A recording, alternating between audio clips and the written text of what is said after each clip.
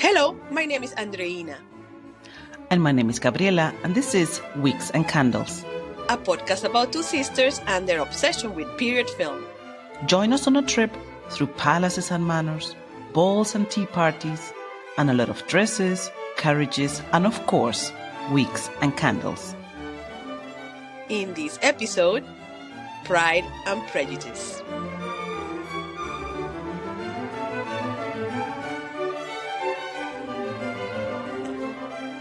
Gaby, I can't believe it has taken us 4 seasons to get to this movie. 4 seasons to do a Keyra Knightley film. She, who's the modern queen of British period film. Indeed, Nene. I also don't know what happened there, but it's never too late, and I'm very happy that we picked this one film out of her filmography. Absolutely. It is iconic. Yes, Nene, and this is, of course, a special occasion, and this is why we have invited our beloved sister Andreina to discuss this movie. Yes, Adri, welcome to the show again. How are you doing? Hello, thanks for having me. I am so thrilled to be part of this discussion, and I love this movie, so I'm looking forward to discuss it with you guys. That's awesome, Adri. Thank you so much for taking the time. We know we know you're busy. I'm very happy to be here. Yeah. And we have so much to talk about. As always, I can't wait to get into the discussion. But first, as always, Gaby, can you please give us some facts about the movie? Sure, Nene, my pleasure. The film Pride and Prejudice was released in 2005 and was directed by Joe Wright, and this was his directorial debut. It is based on Jane Austen novel of the same name, which was released in 1813. And it stars Keyra Knightley in the lead role of Elizabeth Bennet, Matthew Macfadyen as Mr. Darcy, Donald Sutherland as Mr. Bennet, the father of the sisters, Rosamund Pike as one of Elizabeth's sisters, Jane, just to mention some of the main characters. The cast is incredible. And I'm just going to name drop some people here. We see Dame Judi Dench in a very cool role, so gracious and gorgeous as usual. And also Carey Mulligan, who was also debuting in this film. Wow.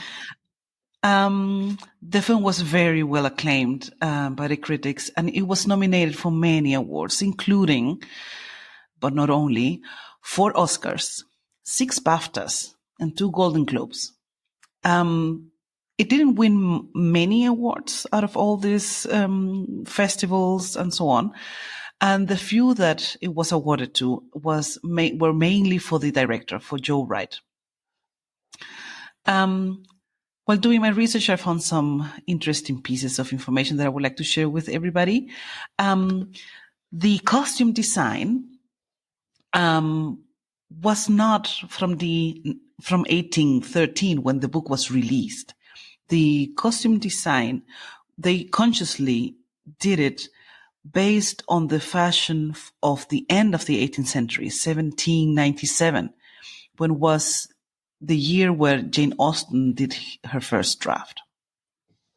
Wow. So this is why the fashion might not be the same as maybe for other films from the beginning of the 1800s. Yeah. As I mentioned before, it was the movie debut of Carey Mulligan and also the debut of the director, Joe Wright.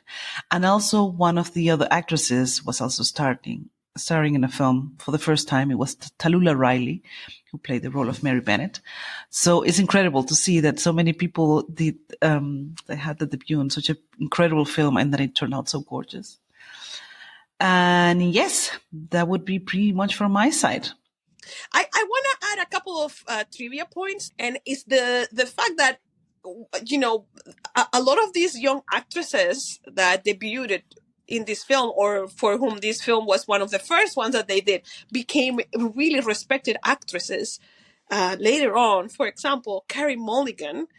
We have done one movie with her already, and we love her. So far, She has had 3 Oscar nominations and 4 BAFTA nominations for different films. Rosamund Pike, she has had 1 Oscar nomination and 2 BAFTA nominations in her career. And of course, Keyra Knightley. This was not her debut film. She had already made a few movies, but she has had 2 Oscar nominations plus 2 BAFTA nominations as well. So it's incredible to go back and see this movie from 19 years ago and see who these actresses have become.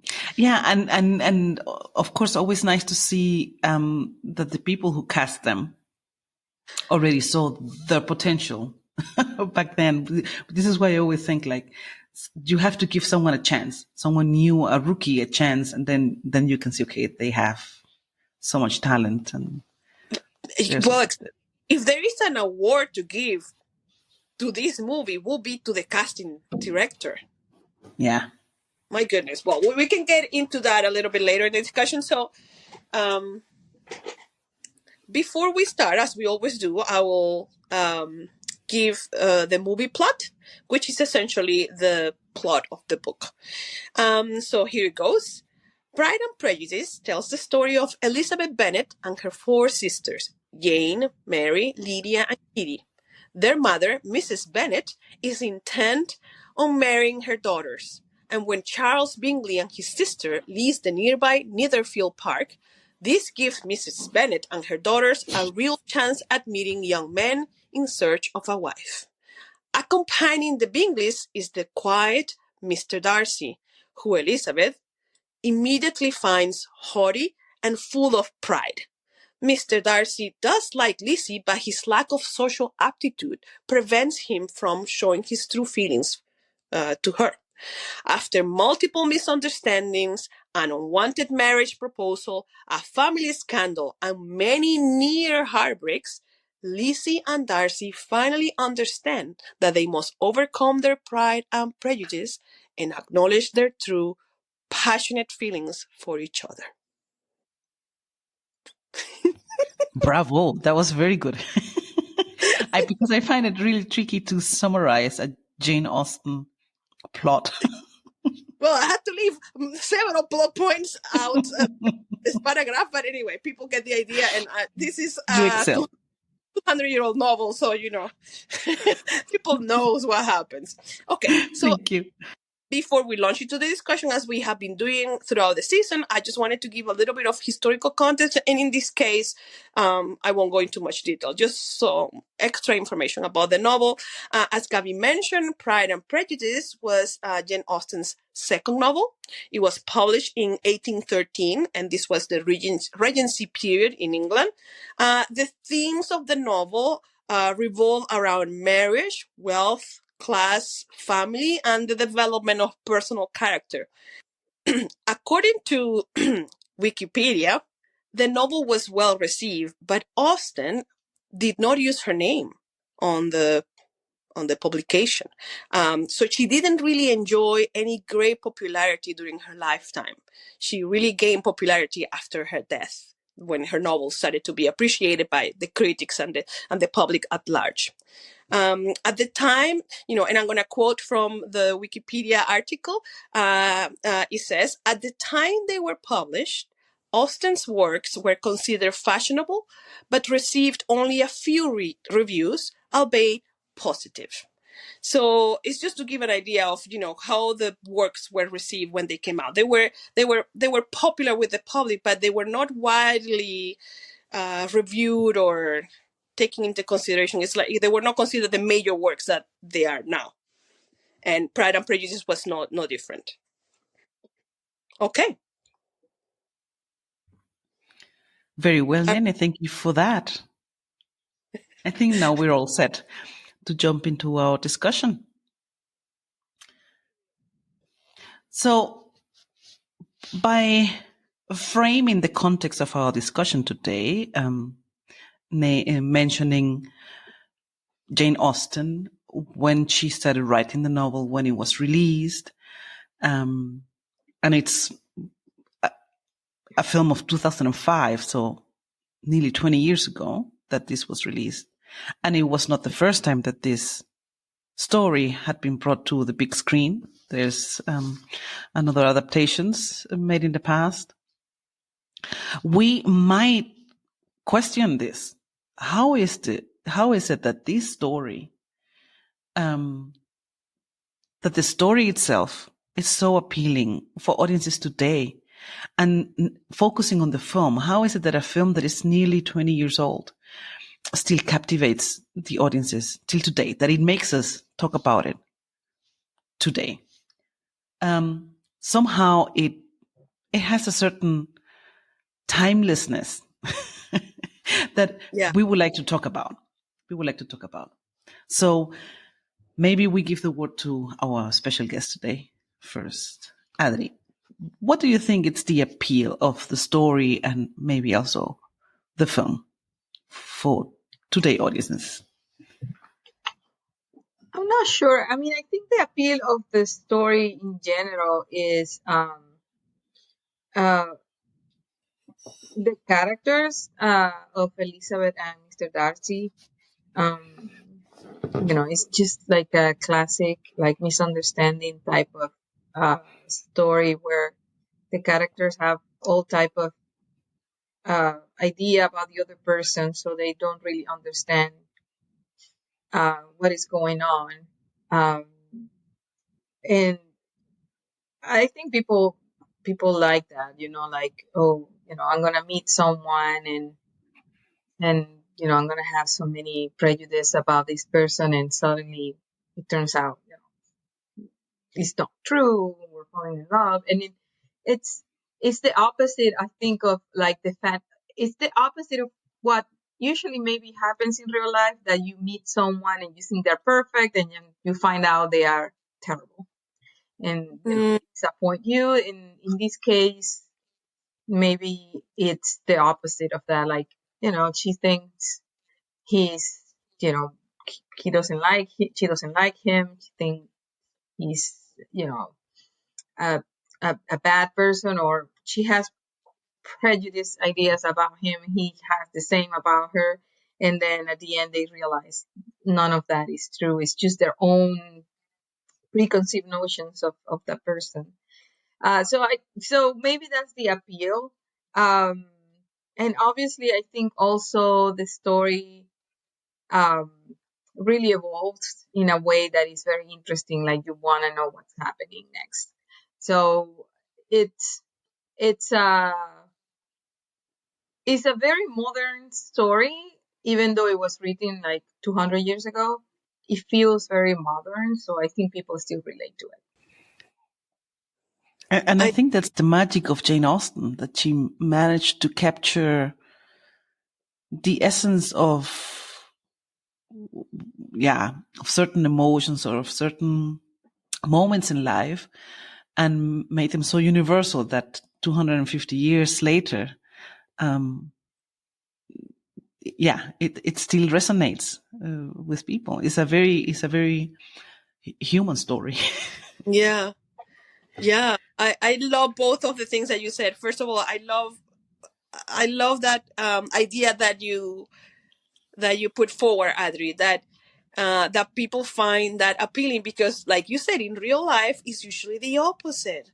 Or like most love stories, right? It's like people are attracted to each other and they like each other. Then they find out, they find out that they actually do not go well together. Their attraction is just purely physical, whatever. They're disappointed in some way or another by the real person when the person is revealed. We're here, it gives you hope.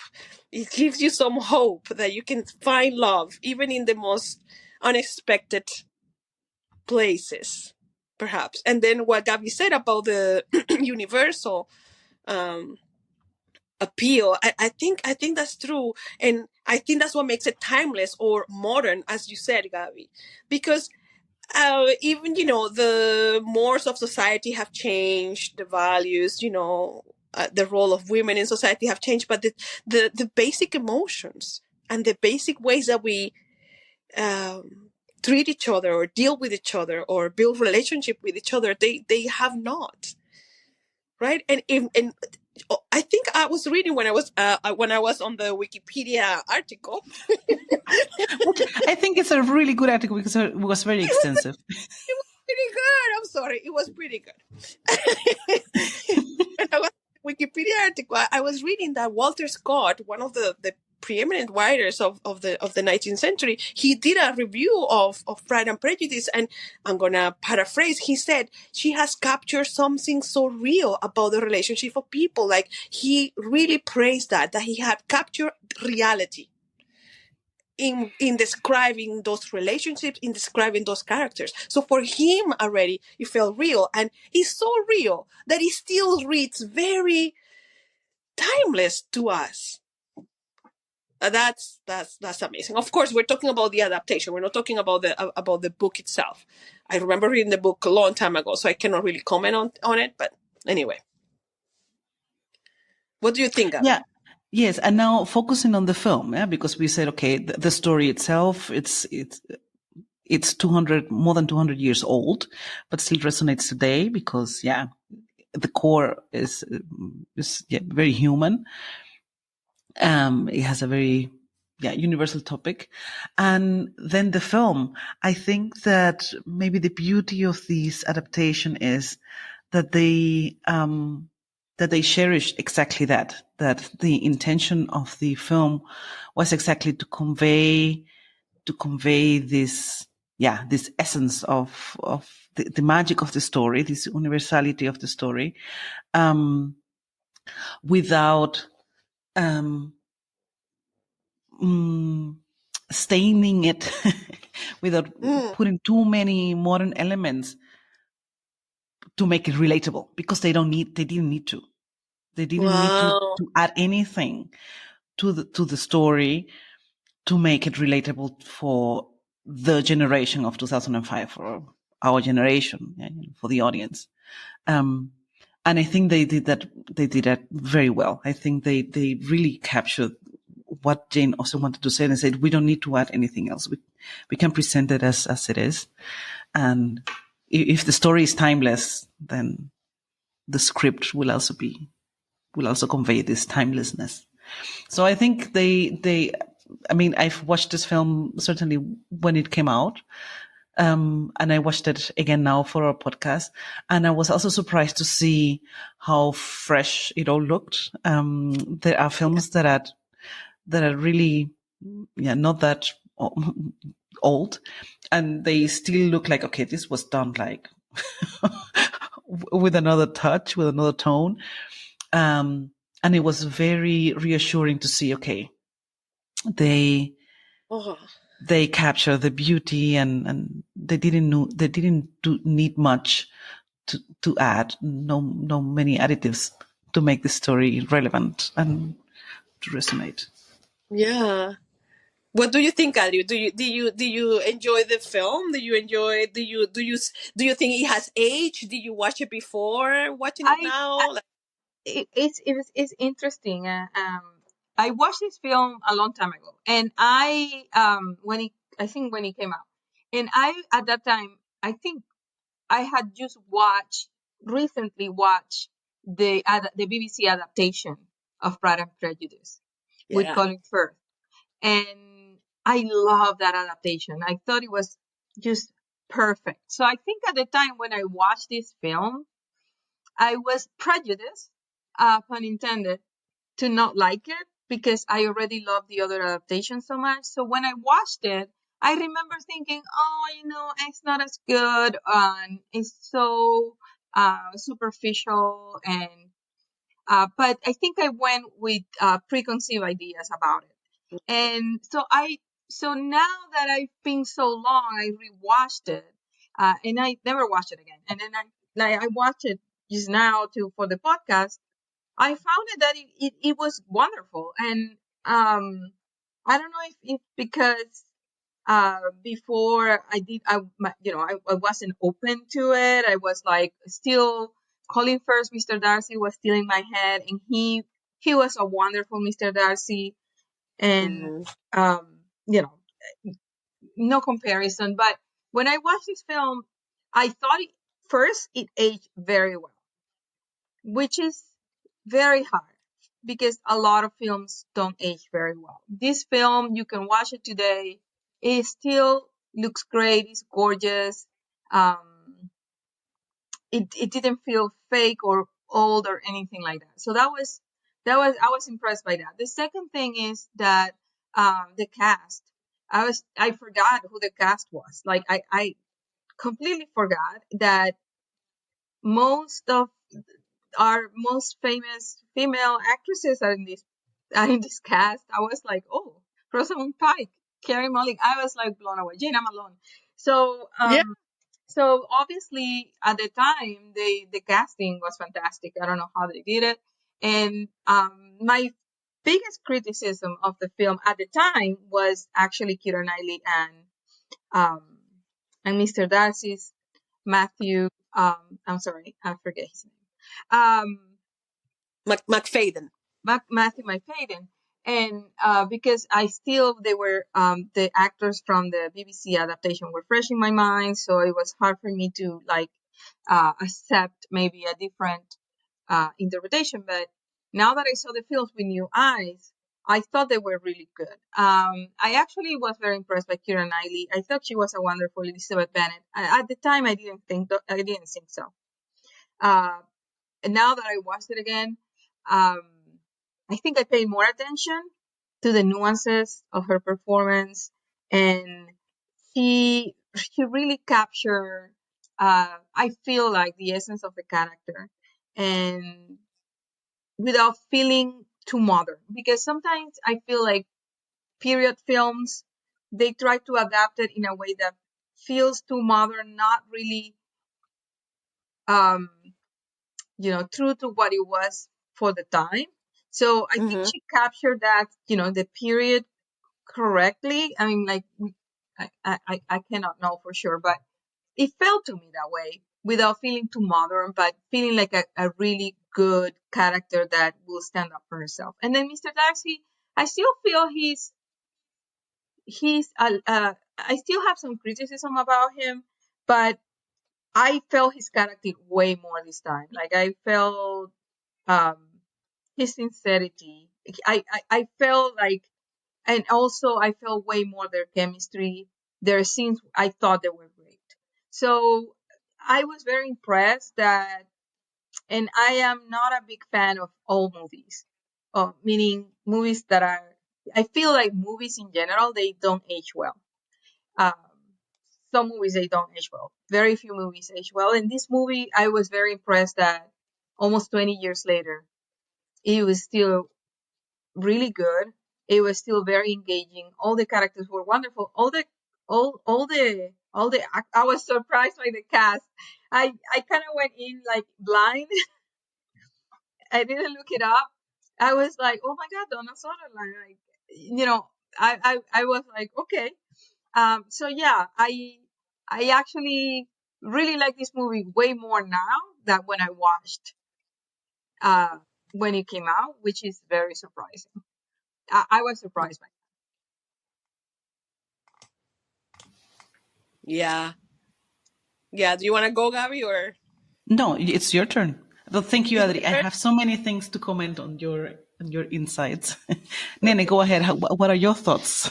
Well, very similar to Adri, because I had also watched the 1990, I think it's 1995.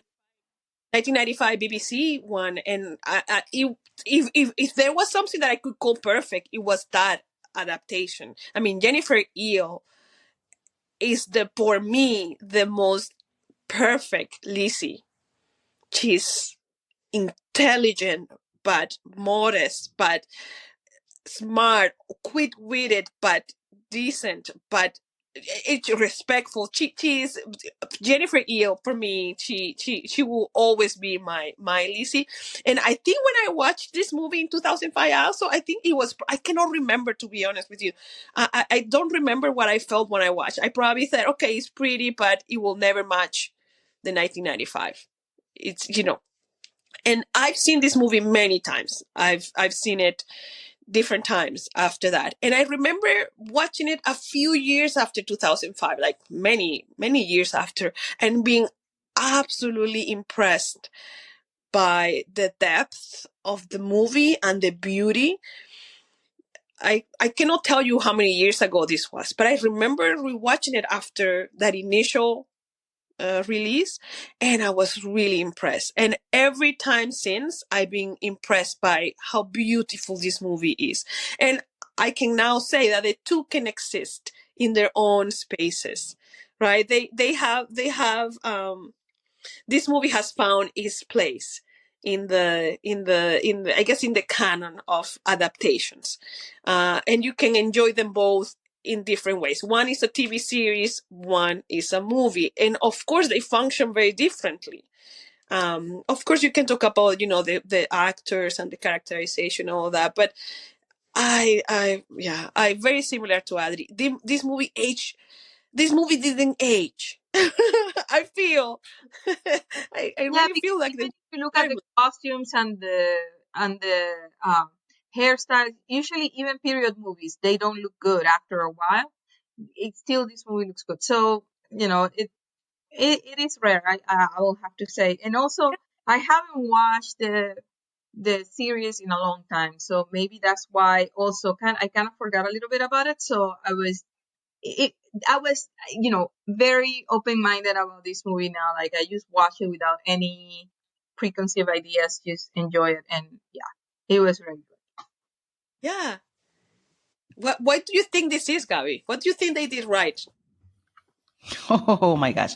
Well, I think I don't know, I'm speculating, but I think that when a production team, and by that I mean the director, the screenplay writer, and so on, and the producers, of course, when they love the story, they are very keen to bring it unaltered to the audience. If they Yeah. really love, and if they really believe in the story, if it's an adaptation of a book, meaning, yeah,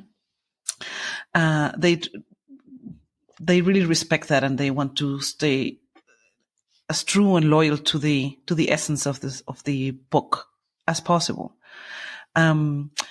And then when we talk about this, and when we say, okay, it aged very well, and I think all the technical parts, yeah, costume design, set design, it was impeccable. I think that if they put so much love and effort in the details, in making it look like this, it's just an ode to the book, to the story. It's just like to show that, okay,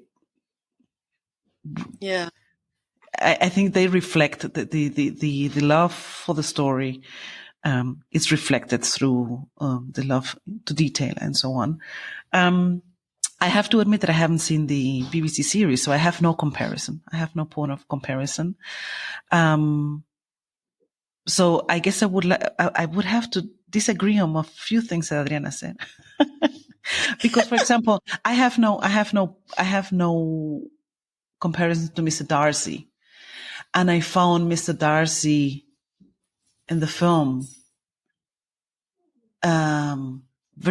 for me as a viewer, kind of distant. I couldn't really grasp Well, the beauty of his character. I don't He think had I don't okay.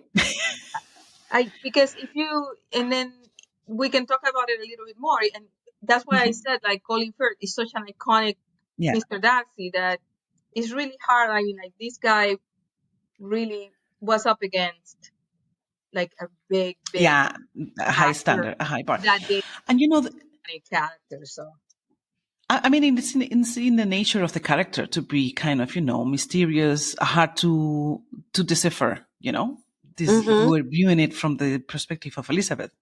So she also sees very little. She has very little pinpoints to figure him out.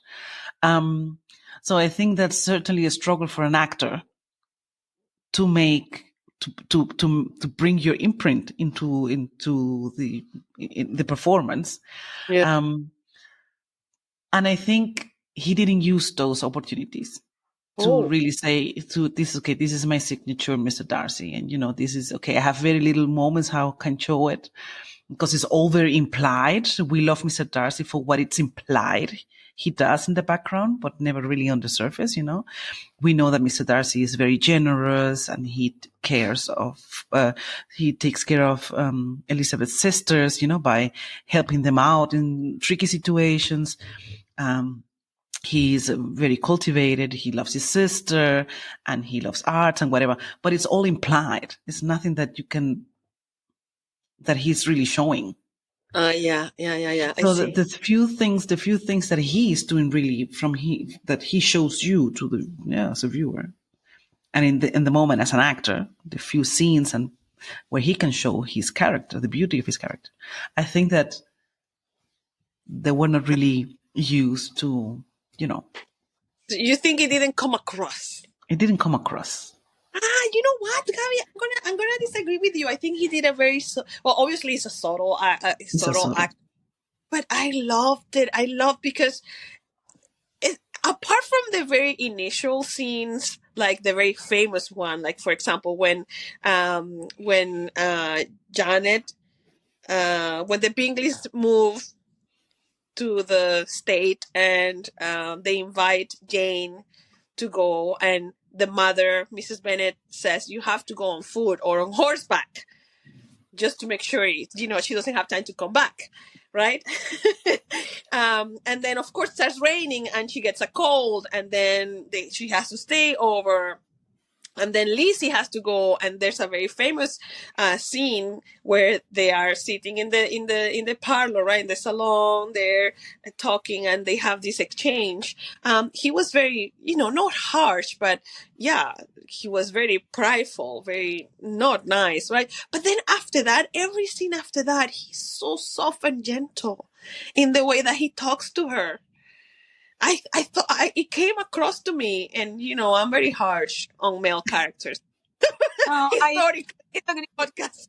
No, I have to agree with Gaby. I mean, the character of Mr. Darcy is a little bit more complicated, I feel, because he was, he had, he was very prideful, and that's why he was so maybe not very polite and came across as just not a nice person to Elizabeth, and she started believing he was not as good as he actually was, and he wasn't perfect. So I will say this character, the way Matthew portrayed it was more like socially awkward than prideful, and and to me the character worked, but again, the movie is not about him, and he's the weakling basically in the movie. I mean, in my opinion, he's definitely the weakling. I think the character of Elizabeth really holds the movie together, and he did a good job. I didn't think anything good of him when I watched the first time. This time I revised my review about him. I think I could see the chemistry, and I could see that how he had a lot of, I could see how he would look at her first and then start falling in love with her. I kind of could see that, but the prideful part, and I was reading about it, about the character actually in the book, and in the book they actually flesh the character more and explain why he was so prideful, because the way he was raised, and he was raised as an entitled person, and he starts figuring that out, and when he meets her, and I don't think that came across really in this adaptation. It didn't make the movie a bad movie, in my opinion. It still worked, but he didn't make the character of Mr. Darcy as interesting as he could have been. Yeah. But you know what I found interesting, that we were talking about timelessness and about modernizing or not historical, like novels like this, like no historical novel, but a novel written 210 years ago. Uh, the fact, and you just said it, and actually I was watching something today. I was watching a video about the adaptations today, and you said they were socially awkward, which is not some description that would have been used at the time, right? You were supposed to follow certain rules in society and how to behave, to be, polite, and to, there are certain things that you were not supposed to say in the face of somebody, right? Like, and he would say those rude Yeah. things, right? I don't know In the if he book. was that way on purpose, or like that's how he came across in the movie. Yeah, but that's But I a don't know modern, if, yeah, maybe some but other that's a thing. modern reading. Yeah, Yeah, but you know what? That's subtle. That's a very subtle modernizing.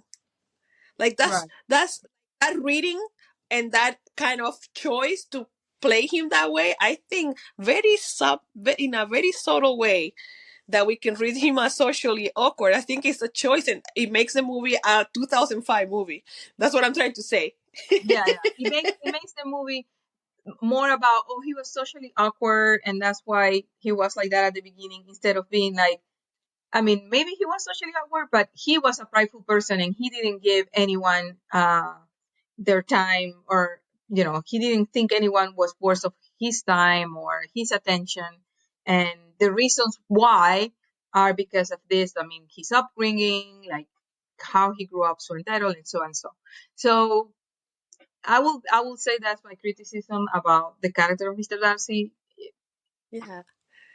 Yeah, but I find that interesting, because that we were talking about how does it feel timeless. Well, it feels timeless to us because he's a character in this movie, right? That is easier to forgive if he's easier to fall in love. So in a way, it's accommodating our modern views It's a of modern the view. right type of the right type And of I men. do think that it is modernized in some ways. Yeah. Yeah, I know. Yes, of course. I don't think it's super conscious. I don't think it's a super conscious choice, but it shows that how we would read a text from 200 something years ago and understand. Because I was watching Karolina.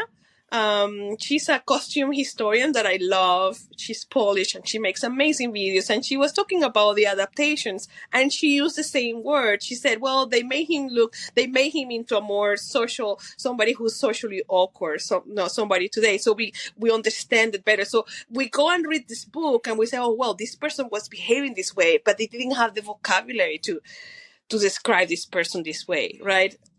And we can understand him better and better forgive him, or better, making him to a more likable person. But anyway, I think we're going too much into Mr. Darcy. Darcy. I would like to add something about this. The thing, even though the movie feels still so fresh and it aged very well, I think we all agree on that, and that it's radiates a certain timelessness. I still think they fell for the exceptional girl characterization of Elizabeth Bennet. I think Keyra Knightley's performance was, tainted with all these elements. Her hairdo was different. Her wardrobe was different. She wore boots under her dress, which I think Yeah. Jane didn't do. And can we explain this concept to Audrey? Yeah, and I apologize. I've been trying to research this again, Gaby, and I cannot find it. So I promise that when I find this, I will give the source. I was once watching some videos or reading about period film, and somebody mentioned this idea of certain films always falling into this trope of their main heroine being treated as an exceptional girl for her time.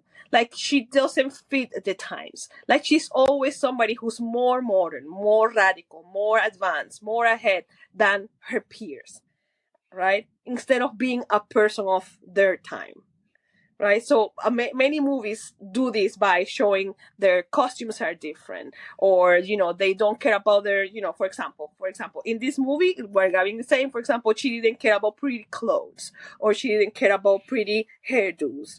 She's Free more spirited. um, free spirited, intellectual. In many movies, they will wear their hair down, where in the according to the period, you will never wear your hair down outside of the house, that kind of thing. But the hair down will show that you don't follow the rules and that kind of thing. So Gaby is saying that she Yes. feels in this movie they did that a little bit with Lizzie. Well, I was reading some reviews about this movie after I watched it, and there is a trope called the maniac Pixie girl. Mm-hmm. And it's a trope that happens in a lot of movies. And someone that is very kind of like a stereotypical maniac Pixie girl is like, have you watched that show, New Girl? Why is it that I don't remember her name? Zoe Deschanel. Yeah. Zoe Deschanel. She's the typical maniac Pixie girl. So this is a very typical character in movies, period or otherwise. Yeah. And is this girl that is perfect, that is unique, that is different, blah, blah, blah. And I feel like when I first watched this movie, I kind of felt that. And now that I rewatch, I found the character a little bit more subtle. Yeah. She was, but at the same time, I felt it kind of fit the movie, right? It is true that she's dressed differently and all of that, but she's not super different from her sister Jane. She blends well with all the sisters, I think, and also, yeah, I didn't. Even though I could see some things. I couldn't tell if they were like, this is the actual character or they made it that way for them. Because when I was watching the movie, I was like, oh, I remember the story, but not quite well. So now I'm watching, and I don't remember Elizabeth being such a, I don't want to say such a feminist, but such a like a person that was so sure of herself that she will be like, she was saying things that I will say now in 2024, like, at the beginning when they are in the ball and they're about men, she's like, I don't agree that any man is agreeable. I was like, oh shoot, that's exactly what I think. She was like, I have no interest in men, and I don't think, I would ever find that I think they're all the same. She was saying something like this. I don't remember the exact words. While all her sisters are obviously trying to get any man, like they're so excited. She was like, no, this is not for me. Nah. And her sister was like, well, wait until you fall in love and, you find someone. And I thought that comment was like, kind of like a very modern comment. I don't know how faithful it is to the book, or if they modernized that, or if Elizabeth really thought. And there are many reasons why a person may feel that way.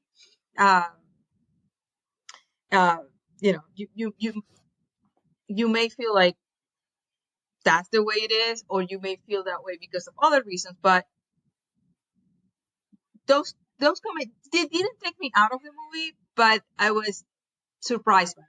Like, I was like, oh, they're saying things that I would say, that I would feel like I'm related to all these things, but in a period film, but they didn't feel out of place. So she kind of made it work. Made it work. That's what I meant.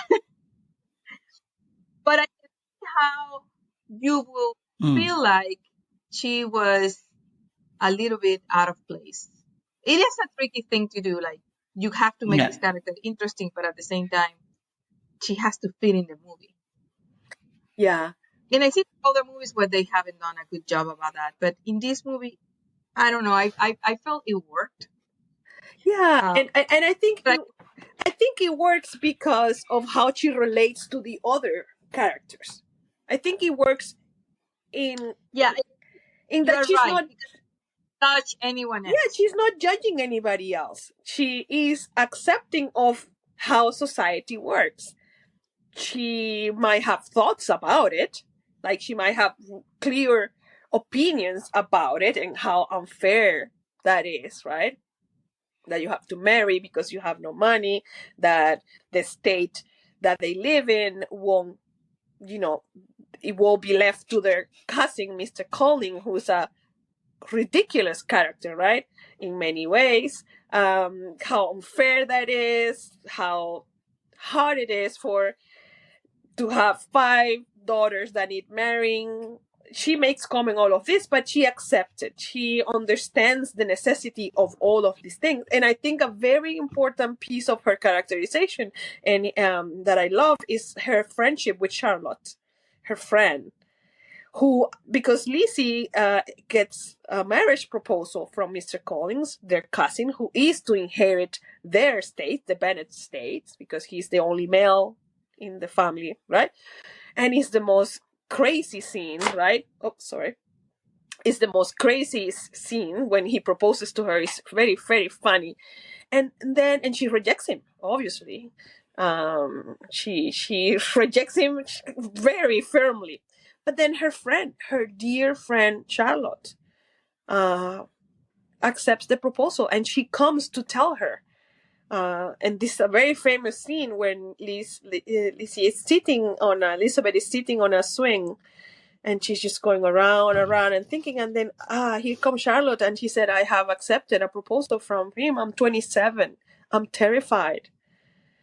And she doesn't judge. She understands her friend, and even go and support her and go visit her, and she understands her sister's plight. Like, she understands these things.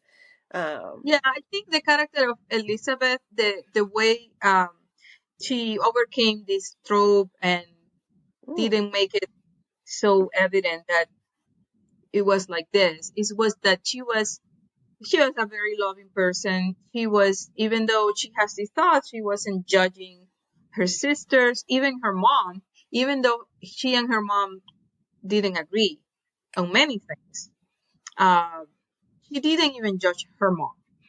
She didn't No. say, she didn't even go against her mom. Only in this case with Mr. Collins, she asked her dad for support, but she didn't really judge her mom for being like so obsessed about marrying them, because I think she totally understood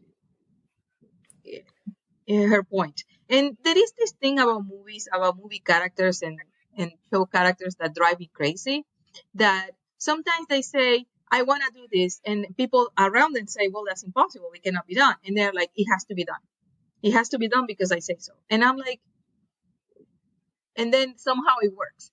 And this happens in so many movies and shows, and I'm like, oh, they just say so, even though it's impossible, and somehow it make it work. And this was not the case for Elizabeth. Like, she wasn't, she had her ideas, but she wasn't imposing her ideas on others, and also she wasn't judging people.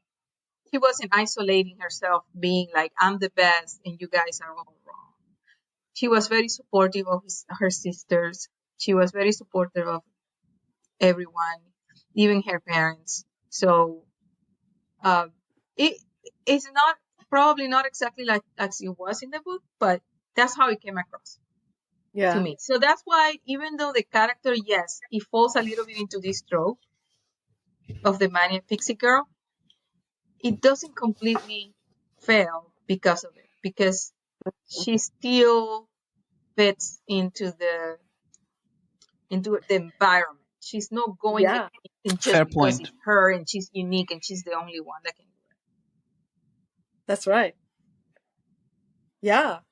I agree very much with that. I think the way she relates to the people in her life, and the way she navigates the difficulties and the contradictions and the restrictions that she has.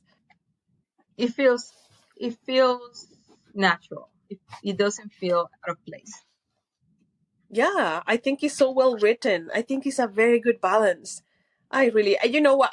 Something else that I really love about this movie, and if we're gonna go back to timelessness, and I guess maybe we can start moving to the next section of the podcast, is that it's so naturalistic.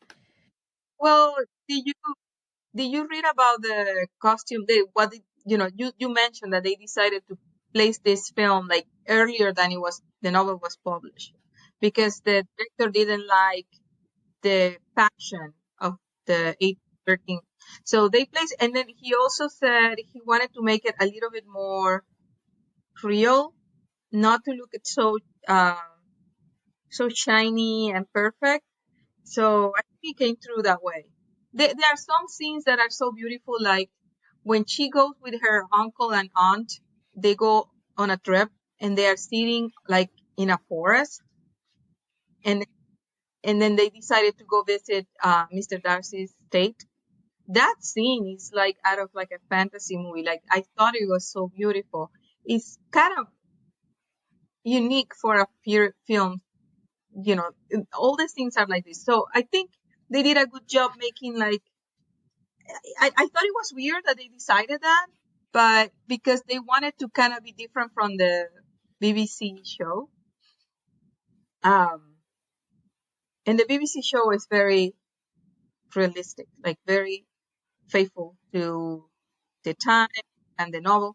So, but I thought it worked. It made it really interesting. And it works, I think, in the timeless thing that the movie doesn't feels more timeless because of it.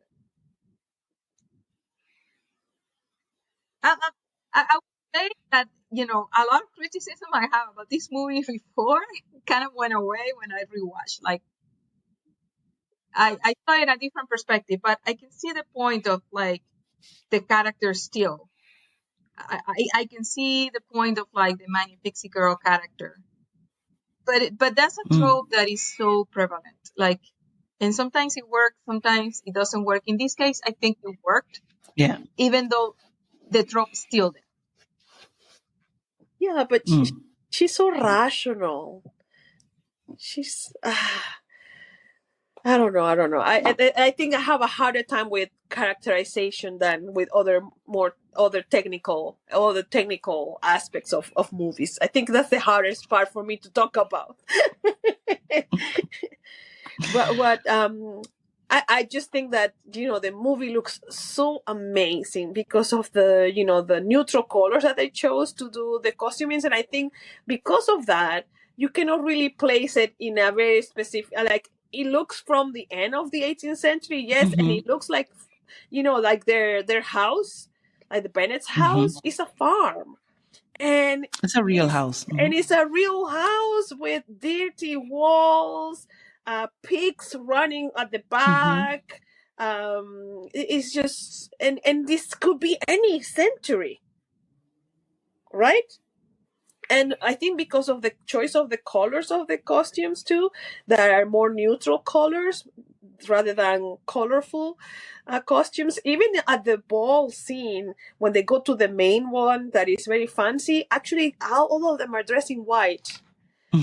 Not in pink, blue, none of this. And I was, again, watching Karolina, my favorite costume historians on YouTube, and she said, people in the past love colors. This is not accurate, but at the same time, it works. It's the palette that they chose for the movie. It works really well. And I think that helps it you cannot really place it. I think not timeless in the sense that, we can see this is from this specific time period. It's timeless in the sense that we cannot tell when this movie was made.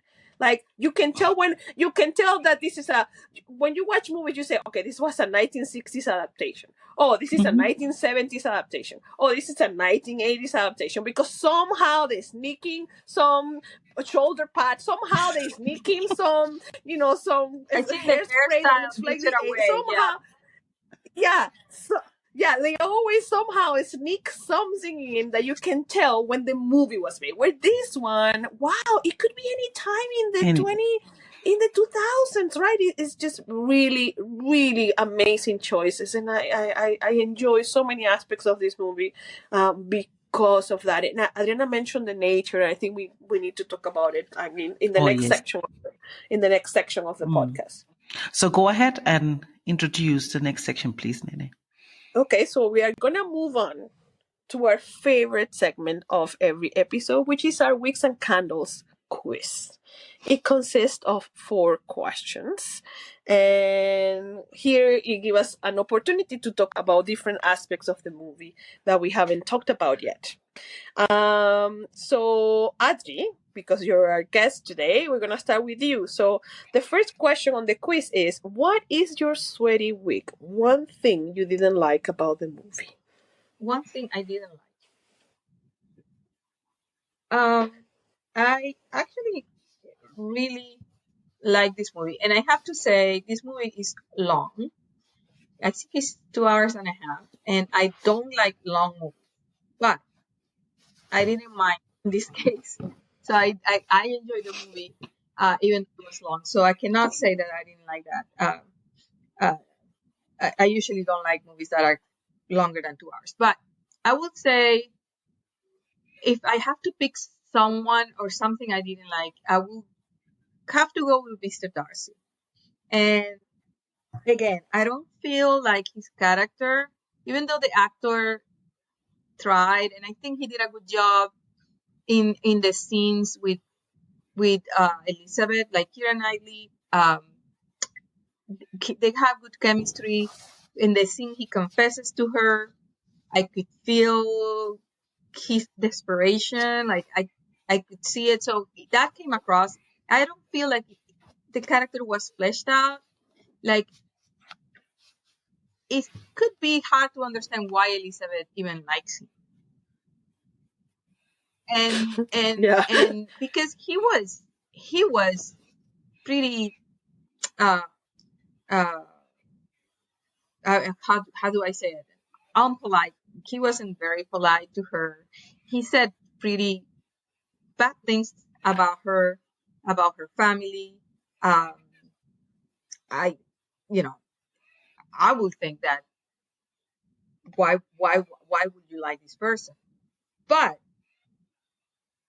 and also I feel like all the costumes were great, but I didn't like Mr. Darcy's costume because for some reason hair was super bad, my opinion. And like, what is the haircut? Like, I don't. Is it long? Is it short? Like, I didn't get it. Yeah. I didn't understand that choice. And it wasn't even about the period or anything, because everybody else's haircut was fine. Like Mr. English, like his hair was wonderful. So I didn't like that.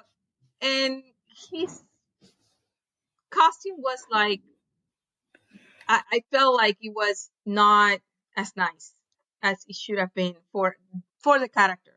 Like he should have. Yeah, that's just it is a small. I would say it is a small criticism. And at the end, they have good chemistry. Like, I felt the relationship. I believed it. I believed that. Yeah. But I wish they would have explored more. Like, why was he so in love with her? Like, when he confessed to her, I was like, Yeah. why? Why have you seen? Like, okay. I mean, that would be the only. That's my. How do you say it? How do you say it? Sweaty week. Sweaty week. That would be my sweaty week. Thank you very much, Anne. It's a very valid sweaty Thank you. week. Very valid sweaty week. Very important sweaty week. Okay, what about you, Gaby? What is your sweaty week? Before I mention my sweaty week, I have to agree with Adriana, because I also felt that. I thought, like, why is she liking him? Why does she love him all of a sudden?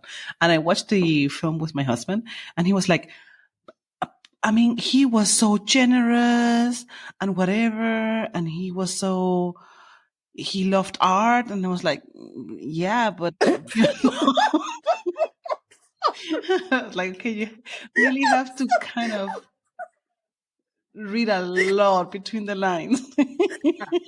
Is that the I think there's an internet meme or something. Stop celebrating men for doing the bare minimum. I think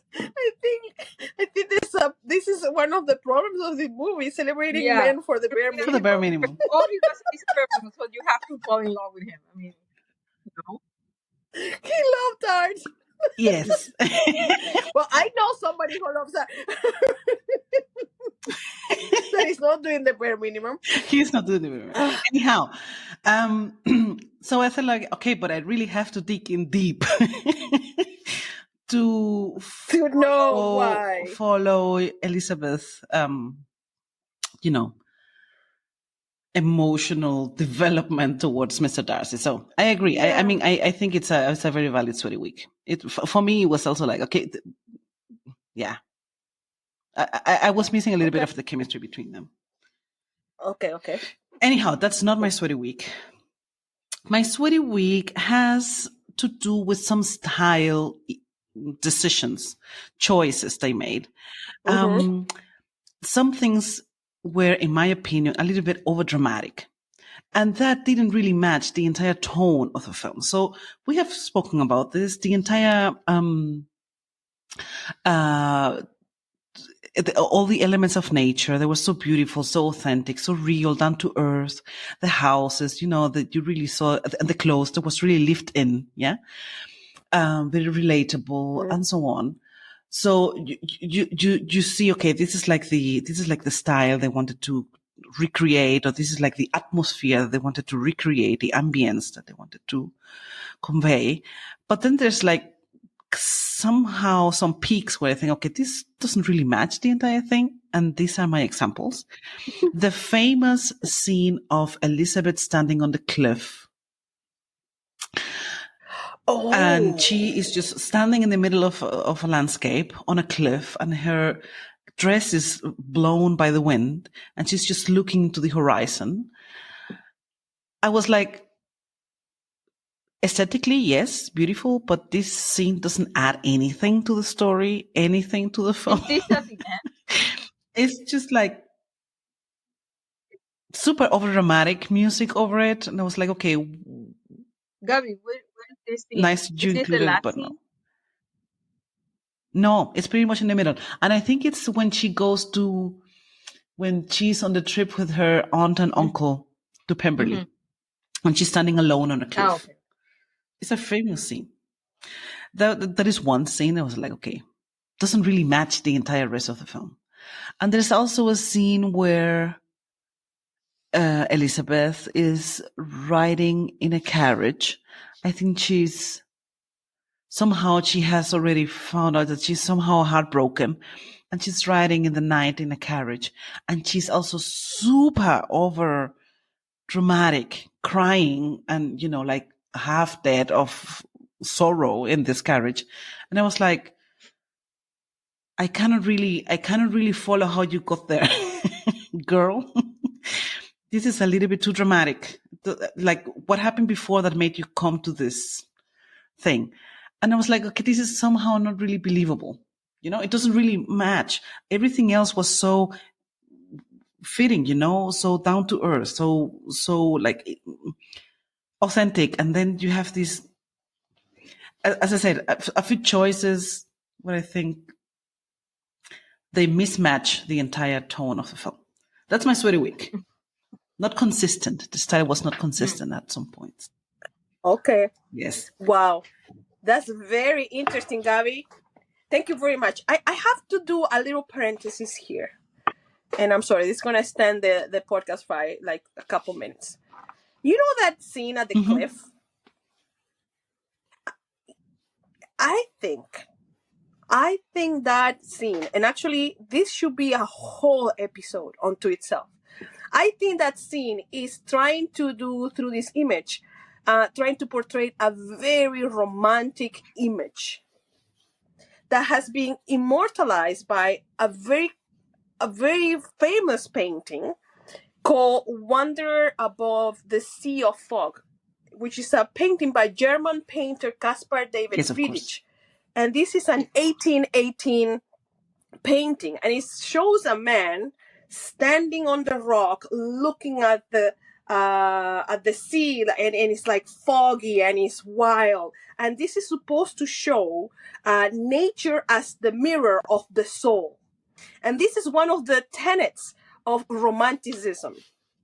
Not romanticism in the sense of love story, no, the romantic movement, where nature is a mirror of the soul. So it will show how, in this case, in that painting, how turbulent his soul is, right? In this painting, and I guess we'll put a link in the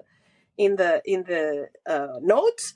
And I think in this movie, because of the period that they chose, right? They chose to portray it at the very end of the 18th century, which is when the romantic period begins. And if you think of the Byronic hero, I think those are the images. Those are the images that the movie is trying to portray. And I think even Darcy takes on a little bit of this. And I think that's why nature is important in this movie, because it's, pastoral or turbulent or rainy, always as a reflection of, as a mirror of the soul. And I think that scene that you just mentioned, that it was tonally inconsistent with the rest, I think it's because they were going for a little bit of that kind of I always say classic romanticism, which is a contradiction, because a classic period is a completely different thing. It's the opposite of romanticism, but it's a classic in the modern way. It's a classic romantic image. So we're gonna put it in the notes so people can see what we're talking about. Of course, I had to think of that painting by Caspar David Friedrich, of course.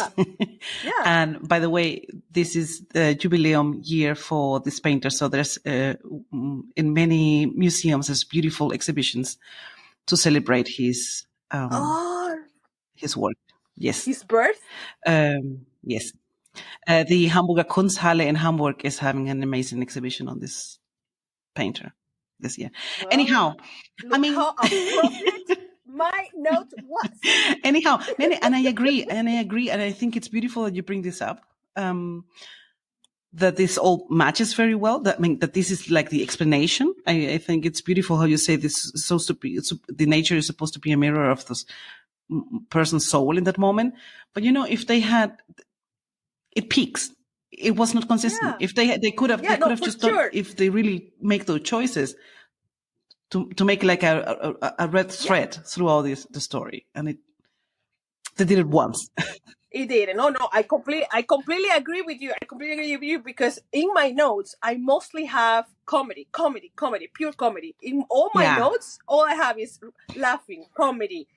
This is hilarious. All my notes are about how much I laugh throughout the film. Like I was laughing.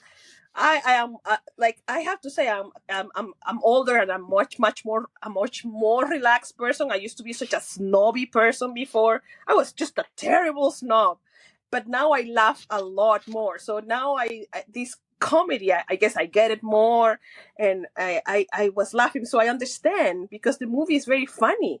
But then it has these super dramatic moments, and the whole, ordeal with it's Lydia, right? Lydia elopes with Mr. Wickham, which we haven't even mentioned Mr. Wickham. We haven't even mentioned Mr. Wickham. But people have read this novel. People have watched this film. I mean, that whole thing, for us modern audiences, it reads as super dramatic, because we don't understand how high the stakes were. If this girl goes and leaves town with this man, how that will ruin the whole family. So I think conveying the gravity of what would happen to their family, I think is very hard to convey to a modern audience. It's very hard to convey the gravity of the situation. And she's weeping. She's like, she couldn't even speak when she gets the letter, and she's trying to explain what's happening. And she's trying to say, Lydia left. Lydia is gone. Lydia. Which, by the way, Emma Thompson helped writing that scene when she's reading the letter and she's coming in and out of the room. That scene was co-written by Emma Thompson. There you have it. There you have it. That's why I remember. Anyhow.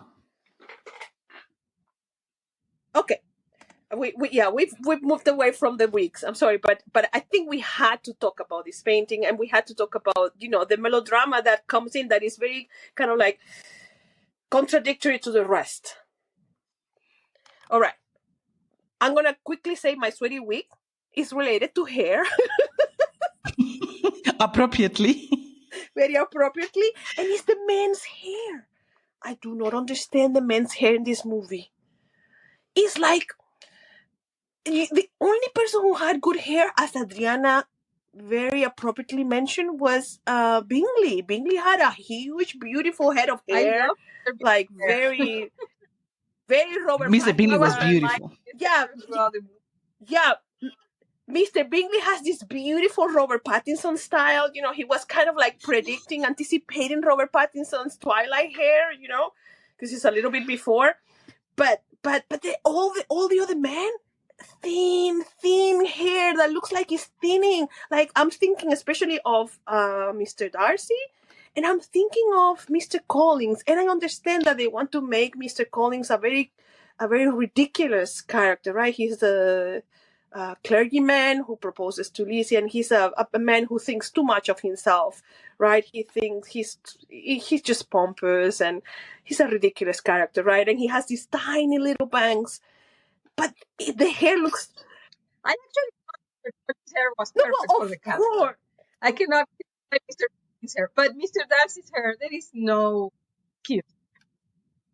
No sense whatsoever. It's not attractive. It doesn't look healthy in any way. Isn't this man rich? I mean, no.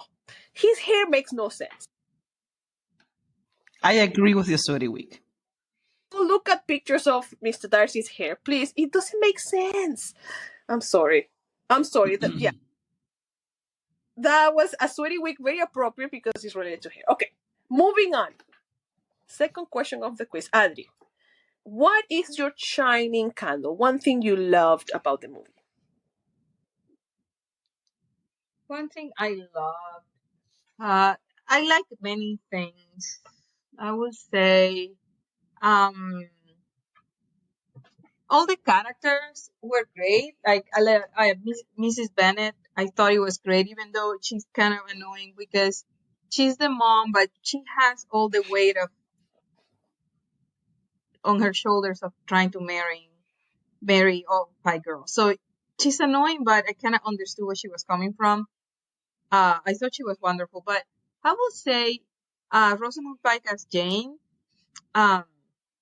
was just perfect, and she surprised me because Jane can be such a plain character. Like, she can be a character that is just, you know, she's just a good girl that is beautiful, wants to get married, she gets rejected, and she added layers to that character. I was mesmerized by her. I have to say, she was so beautiful, and she always added something to every scene. She made this character that to me could be seen as a bland character compared to Elizabeth, which is so feisty.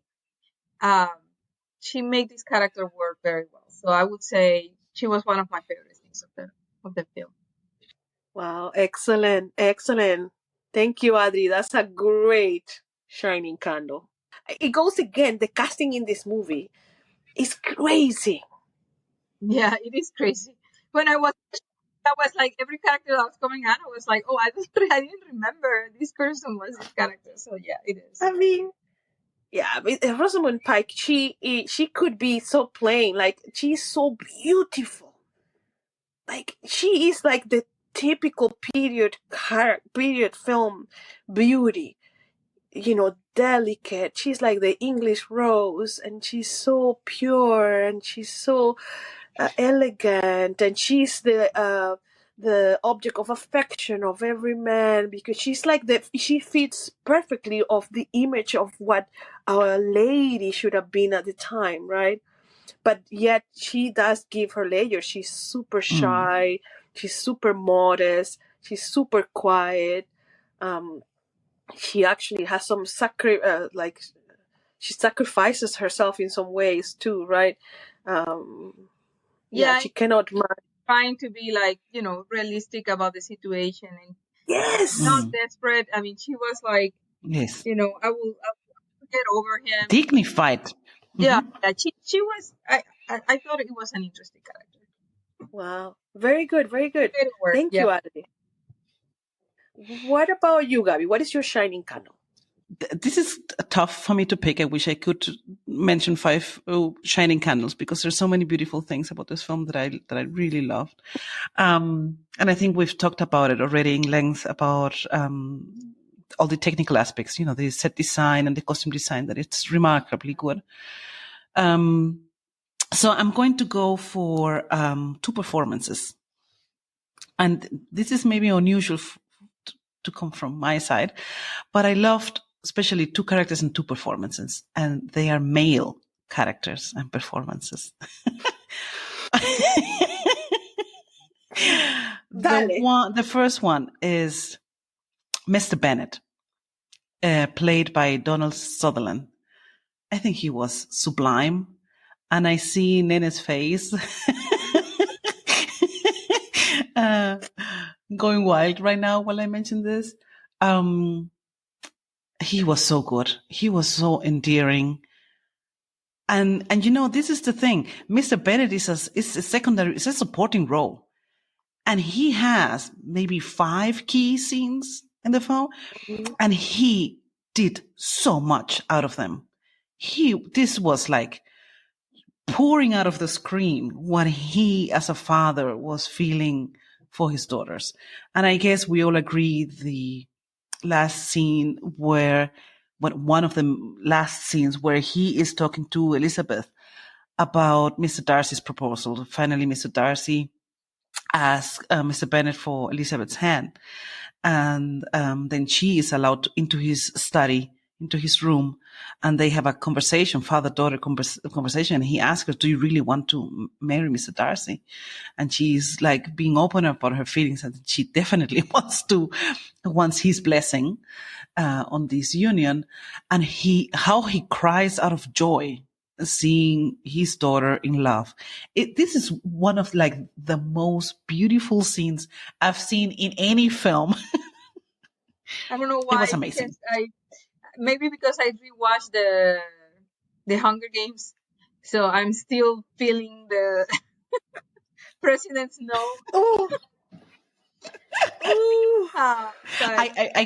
Luckily I could separate filter that out.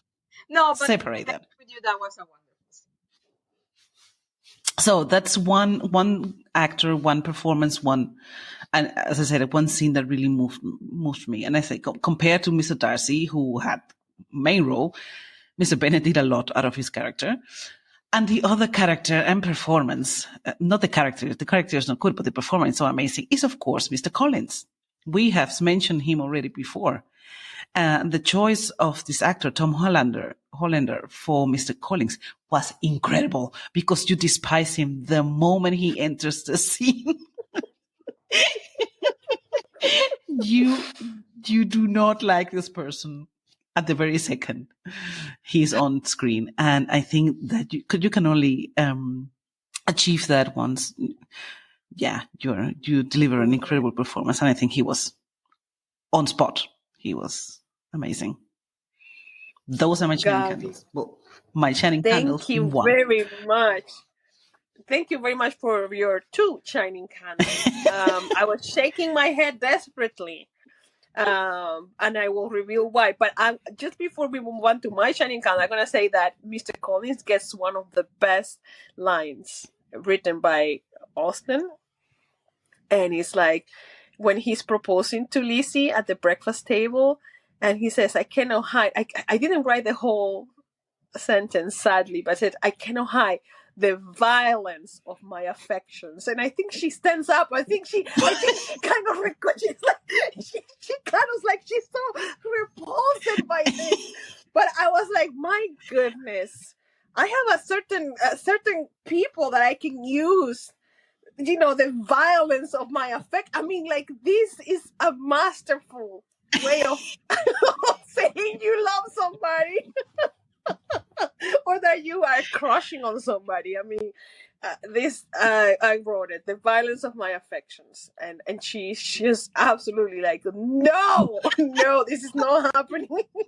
I think she even stands up. Stop. That was a very good performance. My shining candle, and that's why I was shaking my head, is because Gaby stole it. Gaby stole my shining candle, which was Mr. Bennet, Donald Sutherland. I also is the most memorable performance in the movie for me. And maybe I wonder, Gaby, I wonder if it's because we have seen so many period films and always the male characters are the evil ones. In one way or another. They always not sort of like the favorable. antagonists. Yeah, they're usually the ones that are oppressing the protagonist and making their life hard and difficult. But no, this is a father who really, really respects his daughters, who really respects her and understands her soul. And I one particular, and this is the way Austen wrote him, right? But then Donald Sutherland is so human. He's so real. The way oh my goodness. There's one scene when after this violent proposal, where Mrs. Bennet is saying, please, Lizzie, you have to accept. And they go running, both of them, to Mr. Bennet. And he says, well, if you say yes, you will have to decide to live without one of your parents from now on. If you say yes, if you say no, you have to live without your mother for the rest of your life. If you say yes to him, you'll have to live without me for the rest of your life. Which is the way he was telling her that he didn't want her to marry this ridiculous little man. Yeah, beautiful. I loved it, and I think the movie closes with him, which is very telling. Yes. So it's an interesting choice that the movie ends with him. Anyway, that is my shining candle. I love that performance. I love how he was written. It's memorable. I really, really. I'm sorry, he kind of stole the movie from the rest. Yes. In some way. In some way. Okay. Let's move on. Next question is stolen costume. What piece of clothing or prop would you like to keep from the movie, Adri? Oh.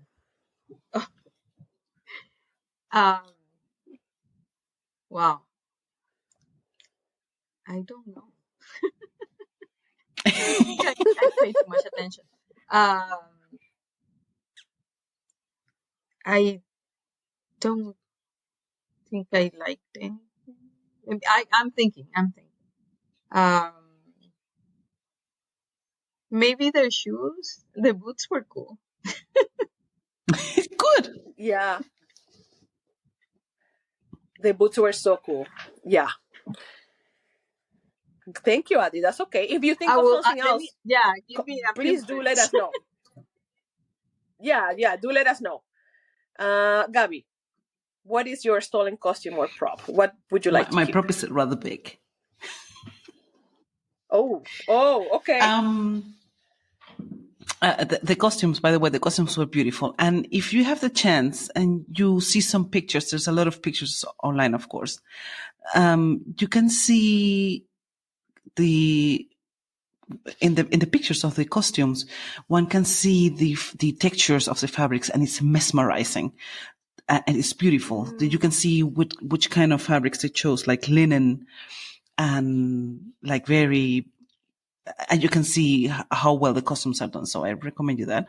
But this is not I'm not taking a costume. I'm not taking a costume from the set.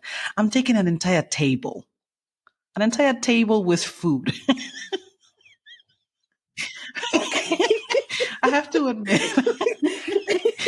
that linked to my passion for period films is, of course, my love for porcelain and teacups and plates and yes, china. I love that. And I guess, Nene, you agree with me. When we were young and we dreamt of being on on a heritage film with wearing a costume, we played afternoon tea. We played this. We wanted, yes, imagine in Maracaibo by 35, 38 degrees, and we wanted to have in our fantasy afternoon tea with a nice cup of tea, with a little cookie, with a scone, and, and a tablecloth and little flowers. So this film provided me with the perfect Oh gosh. arrangements of tables and scones and tea and service. The Bennett's dining table is huge. It's of solid wood and beautiful chairs, also like old lift-in chairs. And it was full of food, and they had like silver teapots. And at some point they bring a plate full of scones. I would have taken the entire table with me to my house, all those plates, give me all the scones, give me the table. I want to eat it all. Teapot. I love that table. Then there's a table where there's a scene where Elizabeth goes to the house of Mr. Darcy because Jane is still sick and staying there. And she walks into a room where Mr. Darcy and his cousin are having breakfast. That table is impeccable. And they also, you see all the little cups and teacups and plates and cute things that I would have liked to take all. So yes, Wow, my Gaby, prop are, yes, you the tables with the food and the plates and cups and teapots, silver teapots. then, oh my Bring the scones. gosh. The entire Bennett's dining table. But with food on it, please. Yeah, but you know what surprised me now that we're talking about this? I think it's important that we didn't mention this, that, opposite to Sense and Sensibility, where the family was actually in real economic distress, the Bennets, despite, needing to marry older daughters because the state will go to the male family member, Mr. Collins, actually, they are middle class, but they are not poor. Like, yeah, maybe because they had a farm. They had I don't know. servants. And they had servants. Yeah. They had cook. Mm-hmm. They had people serving. They had people serving them. And the table was kind of sumptuous. Yes. Of course, not at the level of Mr. the Darcy and the Bingleys. Of course not. But they were not humble. And I was surprised by that. I was kind of surprised by that, but I guess that was the standard. But Gaby, thank you for that. I understand, but it's very weird that in this movie, nothing attracted me. It's very strange. And I was thinking, I was sweeping the floor this afternoon. I was like, what do I want from this movie? What am I keeping? And I was thinking, I want the nature. I want to be outside by those trees. I want to be, I was thinking, but how do you take that? You know what really attracted me throughout the movie? And this is something very common in all period films, is the letters. But somehow they made them so appealing in this movie. There are a lot of letters coming back and forth. There's a lot of letters like coming fast. And there's a lot of letter exchange happening in this movie. A lot of letters that come in and are read and they exchange. And there's so many scenes with letters. And you know how they fold the letters before, right? They didn't come in some of them didn't come in an envelope. The envelope was the outside itself. So I love people, so many scenes of people getting off carriages, opening the letter right away, right? And it's just one piece of paper. I'm going to keep the letters. That's what I'm trying to say. I love that prop. I'm keeping the letters. Anyway, let's go to the last question of the quiz. Otherwise, we'll never finish. Adri, if given the chance, would you time travel to the period? Yes, no, and why? Well, my answer to this question is always the same. I would never, ever in my life would like to travel to the past. Ever. So, it's just, to me, it's impossible to see any appeal in being in this period where women are treated like less than humans. I mean, like, I could never time travel to any time period, not even 5 years ago. So I will only time travel to one time in the past that is non-related to this podcast. Okay. But no, I will not time travel to any period, 1800s. Like, I could not survive Okay. that time. But you know, you have a return ticket. ticket. You're a tourist. You're a You're time a time tourist. traveler. I'm just gonna watch. I'm not gonna live there. You can go. Well, you might stay in a manor for a couple of Weeks. days.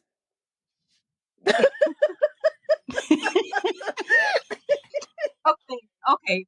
That poses a question. So, okay, let me consider that. So, if I am to time travel, I'm guaranteed I'm coming back. Like, I'm guaranteed that I'm only gonna watch. Like, I'm not gonna participate in this society. I still don't think I would go. Because just thinking about like the bathroom situation and the toilet situation, it will be hard for me to even consider it. I mean, I think I would consider it, but I think it will be hard for me to still go. Yeah. Even if I'm guaranteed, 100% guaranteed I'm coming back. I'm not gonna get trapped there. Yeah, that's tough, right? Like, yeah, if you get trapped, my goodness. I mean, Outlander all over again. Thank you, Adri, for that answer. What about you, Gaby? A clear yes. Bring it on. I love this time, and I think this is like the birth of my love for period films. Exactly this time, late 18th century, beginning of the 19th century. And in this part of the earth, I want to walk with a long dress over a prairie somewhere in Devonshire, or whatever they were. See some goose in the landscape, waddling around. Bring it on. I would love to walk through that landscape and have this feeling of this nature. And I have to say, I can still do it. And I want to add something personal to this comment. I had the opportunity a couple of years ago of taking a trip down the canals in Wales on a canal boat. And while watching this film, I was thinking myself, when you ride a canal boat in the landscape of England, and we did it through Wales, a little bit through Wales, this is the landscape you get to see. These are the prairies, these are the trees you get to see from the canal, and this is the silence and the quiet atmosphere that you get while sitting in a canal boat. And watching this film was like, I want to go back. And and knowing that, of course, in that time nature was still very untouched, or at least not as civilized as it is today. So this imagination, this idealized imagination that this landscape back then in 1797 was so fresh and untouched by humans. It's a beautiful picture in my head. It's romanticized, of course, idealized, but it evokes something very warm in me, and I would love to sit there with a dress and a scone and a little umbrella and a hat with a ribbon. Please bring it to me. Yeah. No, I hear you, Gaby. I hear you. If given the chance, without time travel to a period, please give me my ticket immediately.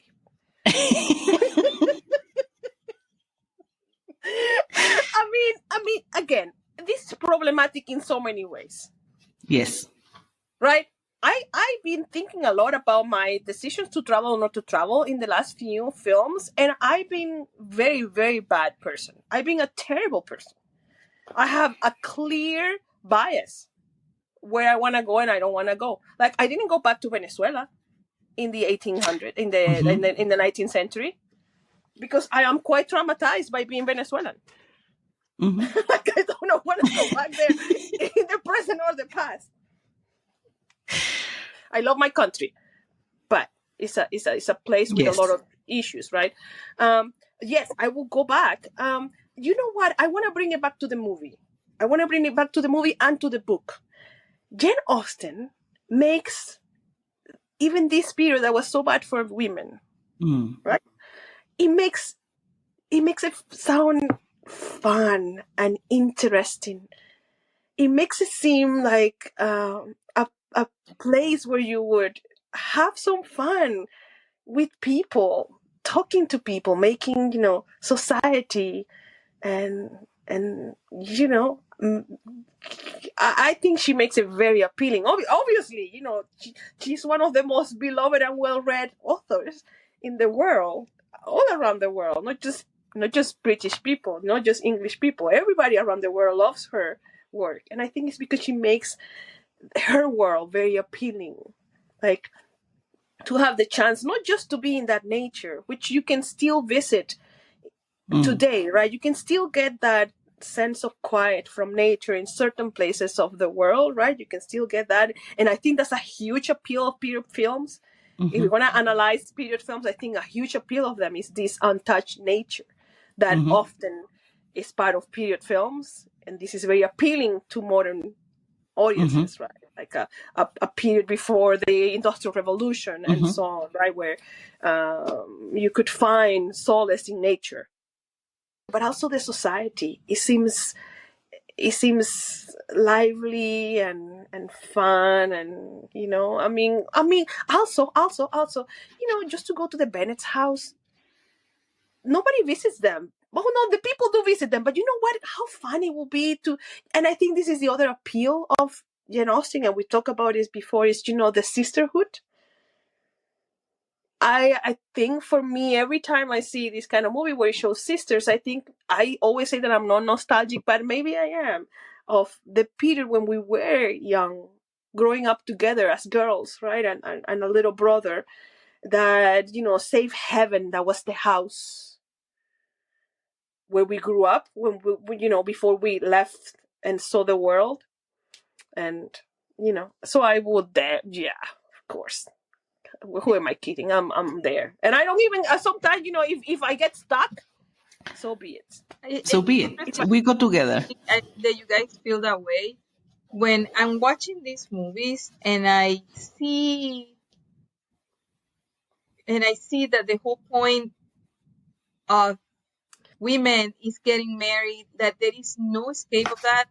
I feel so I feel that is zero appeal to me to live in that society. Absolutely zero. I don't see it as fun that I can be a woman there, and they won't see me as nothing but a person that you have to get rid of and marry. And I will die. I will die in a society like that. It's so interesting that I'm listening to you, and I'm like, I fear maybe you have to edit this out, but I don't see any appeal of being in a society where I'm not seen as a full human. I don't know. Adri, and this is very valid. This is very valid. And actually, I struggled while watching the film to detach this view from the film. To remind myself, this is a story written in 1797. Don't put your 2024 glasses on. Drop it, because you're not going to enjoy the film. Because I struggled with the entire topic, and the entire film. The movie, I enjoy it as a period film, and I did. I enjoy the movie. I enjoy the Bennett sisters and the whole family dynamic. But to me, and I can watch the movie and enjoy it, but to me, to feel like, oh, I want to be there, like, I will never want to be there. Like, I watch the movie and I'm like, watching it and I'm like, this is messed up. Like, this is the whole thing, even though I'm enjoying it, this is totally messed up. Like I could never survive. And it will be hard for me even to detach myself from my modern views, and because if we do that, we are denying that women at that time, they thought it was messed up. Oh yeah. They didn't live happily like we're seeing in the movie. Women knew that this society was messed up. So it is hard for me to even detach myself from that. But it's interesting that it's still, this is why I think maybe a show like Outlander I could never get into, because I could never understand why would she stay back? Why would she choose to stay back even for a man? Like a man cannot justify staying. I'm like, this is why I could never get into that show. I have a hard time with this. Yeah. And I hear you. I think it's a suspension. I can enjoy it without being conflicting. You know, like I really enjoyed the whole movie. Like I was surprised. Like this movie is wonderful, but again, this question is very interesting. Like, would you like to travel back? And I will never want to travel back ever. Yeah. To anywhere. It's funny because I think our perception has changed throughout the seasons of the podcast. And I want to give some, I don't want to be ahistorical, but also I think my perception of history has changed a lot throughout the seasons of the podcast, in that it was a horrible, basically the entirety of human history has been horrible for women. And even today, 2024, there's not a day that goes by when I'm not outraged by the situation of women around the world, and even my own situation, and my sisters, and everybody I know, all the women I know. It's like, my goodness, the more things change, nothing changed. Like they stay the same. Sorry, the more things change, they stay the same. I don't know what the proper quote is, but the way my perception has changed, and it's not romanticizing the past in any way, is that by seeing the past as horrendous for women in general, overall, it takes away the agency and the real life experiences of people, in the sense that happiness was experienced by people in the past. And if I blanket the past as horrendous, what does that say? I mean, we might as well just detonate the bomb and just end it all, because then it means that happiness is not possible. So I have changed my perception that, yes, it was horrible for women, again, for the entirety of human history, right? And it hasn't changed. Like, the evidence is like, today we have maybe some progress, but very uneven. And we're always this close to getting back to, losing our rights again. So in some way, people found happiness one way or another. Like, it will be denying the lived experience of people in the past. So I guess I'm being way too serious about this whole silly question, hypothetical question, but I think that's how my perception has changed. Like, people in the past experienced happiness regardless of how society constrained them. People found ways to live full lives. And yes, there were some sad lives, I'm pretty sure. Yes. And I think this is exactly the beauty of Jane Austen, and exactly what you're mentioning. Jane Austen had a horrible life. She was poor. She was unloved. I don't know, sick. She had a horrible, horrible life. And that's exactly what you're saying. She still managed to find beauty in the things she experienced and saw. And she still found the strength to The humor. capture Let's it, talk about even the the humor, right?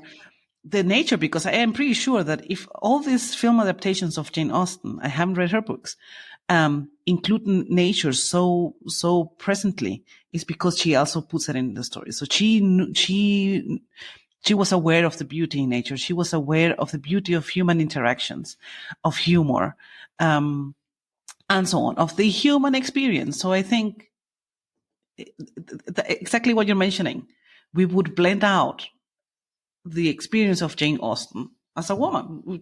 And as I said, she had a horrible life. And she had a horrible fate. But I completely understand the perspective of, even playing this silly game of, can you go to the past? Most people will say no. And actually, we have talked to 2 doctors in this podcast, and they categorically say, no, I'm not going to go anywhere beyond 1920 after the antibiotics were invented. Like, no even joke about, like, no. Anyway, this got serious. But finally, I think we need to wrap it up. We want to do a rating, Adri. We always do a rating from 1 to 10. 1 is a very sweaty week, and 10 is all the wicks and candles. So how many wicks and candles would you give Pride and Prejudice? I will give it 8. It was a very good movie, and it wasn't only that it was good in general, like, entertaining, but it has aged well, which a lot of movies don't age well. It was long, but it was not indulgent, so I didn't feel like there were extra scenes that they should have taken out, or it was paced well. The story flew in a really natural way, like things were happening in the way that made sense. So I really like that, because I'm very judgy about long movies that have the scenes that are extra that are not needed. In this movie, I thought it was a really good movie in the way the story, went through, um and all the actors were amazing. I mean, I was again surprised that so many good actors were in this movie. And 20 years later, you can see how maybe it's part of it what it aged so well. Like they picked really good actors at the time. They didn't know they were gonna be famous later. So now you watch it and you are like, oh, all these superstars are in this movie, but they weren't at the time. So I really liked I really like the the visuals of the movie too. They were very pleasant. I'm not super into costumes or anything like that, but I thought the costumes, all of that were very, very nice. And the houses too. I really love all the houses. And I have to say that the breakfast at the Bennett's scene was one of my favorite, because they were actually eating, like they were devouring the food. Usually in these period films, you see people eating, and they're not really eating. They're just like, oh, very elegantly, like, eating the food and not really eating it. Here they were like chewing down, like the whole table was eating. And I thought it was like very interesting. It made it like really, um, I kind of got hungry. I was like, I kind of want to, like, so I after I changed my mind about the prop, because I kind of want that table with all that food. They made it like to look so homey, and like, so like you want to be there, like just eating all this food with the Bennetts. But so I give it an 8. I think it's a good movie, and I will watch it. Excellent. Thank you so much, Adri. What about you, Gaby? Thank you, Adri. And you know what? There's also one more table that we didn't talk about. It was a table at Catherine de Bourgh's house, Judi Dench's character, and she was poshy, so they also have dinner there. And I got so hungry when they were eating in that house, because they had like huge roasted turkeys or something on the table. Oh my God. I wanted to sit at that table and take one leg of the turkey. I am also going for an 8. I think it's as I said, I agree with Adriana that the visuals are impeccable, beautiful. But yeah, I think the chemistry between Elizabeth and Mr. Darcy didn't really quite catch me. Also, Mr. Darcy's character I also found kind of pale, difficult to fall in love with. So this is why I'm going to go for an 8. How about you, Nene? For me, I'm gonna give it a 9. In fact, I even thought when I was sweeping the floor earlier today, it's like, is this movie a 10? I did a lot of thinking while I was sweeping today. It's very good. I'm gonna give it a 9, and I'm gonna repeat myself again. In like, I'm rating this movie in the genre, not just as a movie itself. I'm rating it as part of a genre, and if rating it as a period film, my goodness, this is an outstanding period film. Like, this is the most prototype. Perfect. Like, it checks all the boxes. I mean, you have the nature, you have the costumes, you have the feeling of the time and place, which is always kind of like our indicator, like always the way we measure if you feel like you feel like you've been to that place. This movie really captures the beautiful countryside like so well. So I give it a 9. I think, and all the the love story, a proposal under the rain,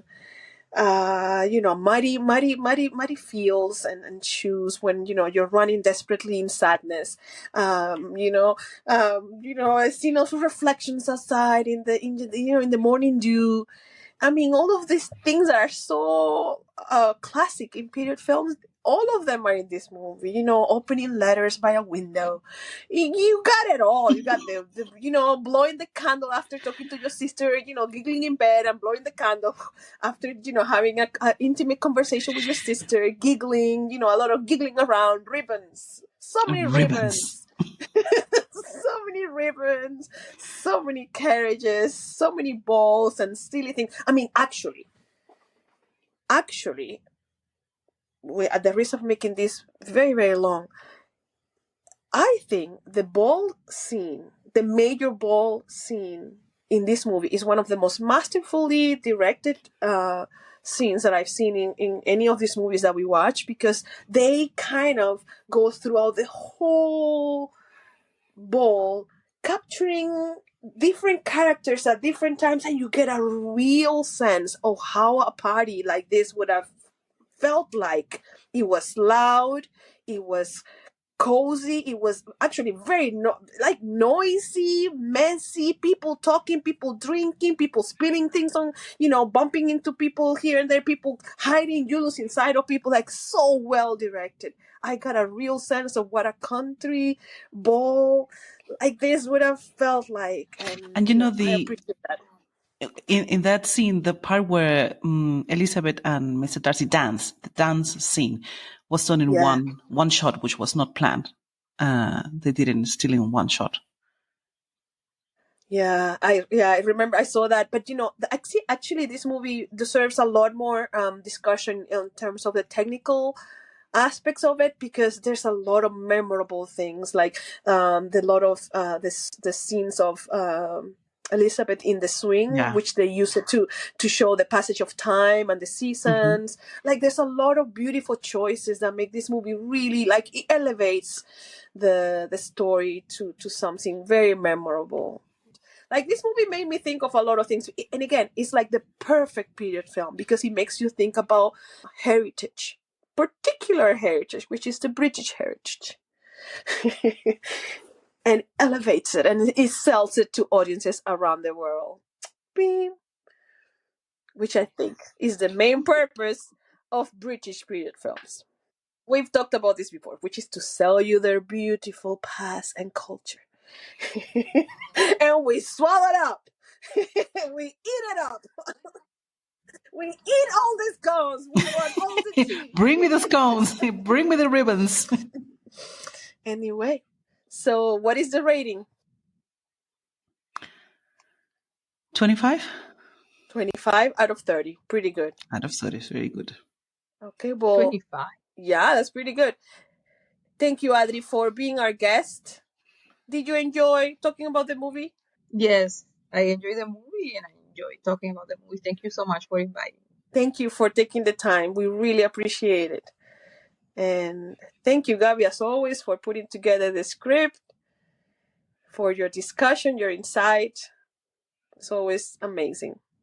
Thank you, everybody. Thank you, Adriana, for joining us on an ungodly time. Yes. For our discussion and for your incredible insights. They're always so valuable. Thank you. They enrich our discussion so much. Thank you so much. And everybody who's listening, thank you so much. We hope you made it to the end. Thank you for listening and see you next time. Thank you. Bye-bye. Stay tuned. Bye-bye.